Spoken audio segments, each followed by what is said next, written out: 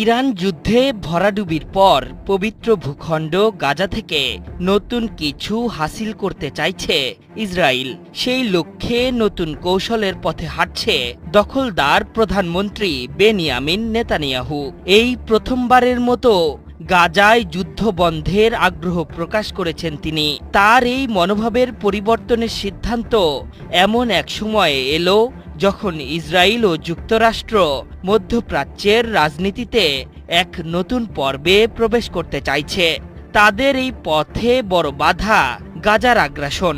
এমন পরিস্থিতিতে তাই না চাইলেও অভিযান বন্ধে বাধ্য হবে দখলদার সেনারা।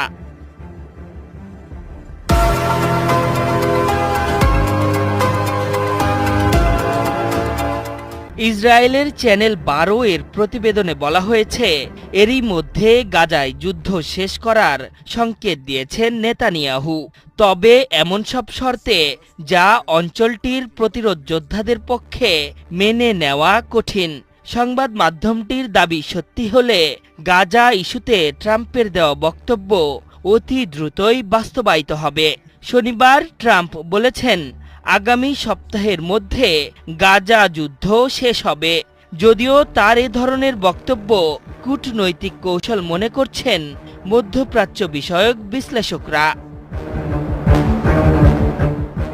বিশ্লেষকদের মতে ইসরায়েলের ভয়াবহ আগ্রাসনে প্রতিরোধ যোদ্ধাদের প্রধান অবকাঠামোগুলো ধ্বংস হলেও ছোট ছোট দলে বিভক্ত হয়ে এখনও তারা লড়াই করে যাচ্ছে, যা দীর্ঘমেয়াদী সংঘাতকে উস্কে দিচ্ছে। ইসরায়েল প্রতিরোধ যোদ্ধাদের শেষ করতে পারেনি। বর্তমান পরিস্থিতিতে ইসরায়েলের সামনে অর্থনৈতিক ও সামরিক ক্ষতি থেকে যুদ্ধবিরতি হতে পারে বড় কৌশল। ইসরায়েলি ও মার্কিন সূত্রের বরাত দিয়ে চ্যানেল 12 জানিয়েছে, ট্রাম্পের এখন সবচেয়ে বড় লক্ষ্য হল একটি নতুন মধ্যপ্রাচ্য গঠন, যার পথ গাজার যুদ্ধবিরতি, সম্ভাব্য বন্দি বিনিময় চুক্তি এবং আরও কিছু আরব রাষ্ট্রের সঙ্গে সম্পর্ক স্বাভাবিক করা।